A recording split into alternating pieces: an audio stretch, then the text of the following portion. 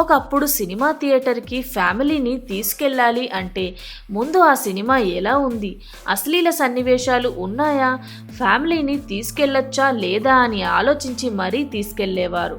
కానీ ఇప్పుడు అంతా రివర్స్ అయిపోయింది. టీవీలో వచ్చే ప్రోగ్రామ్స్ కూడా ఫ్యామిలీతో కలిసి చూసే పరిస్థితి లేదు. ఏ ప్రోగ్రాం చూద్దామన్నా కూడా అందులో డబల్ మీనింగ్ డైలాగ్స్ ఉంటున్నాయి.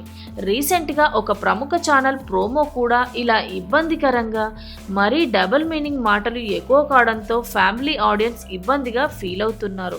ఇక పాయింట్కి వస్తే ఆ షోకి యాంకర్ ఎవరో కాదు, కమెడియన్ ధనరాజ్ శ్రీముఖి. ధనరాజ్ శ్రీముఖిని నువ్వు ఎవరినైనా ముద్దు పెట్టావా అని అడుగుతాడు. వెంటనే శ్రీముఖి నేను రవికి పెట్టాను అని చెబుతుంది.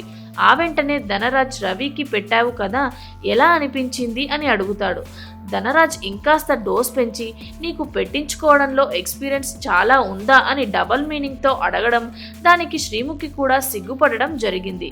ఇలాంటి బూతు కామెడీ చేస్తే ఫ్యామిలీ ఆడియన్స్ ఇంట్లో కూర్చుని టీవీ చూడ్డానికి ఇబ్బంది పడే రోజులు వస్తాయి అని తెలుసుకుంటే మంచిది.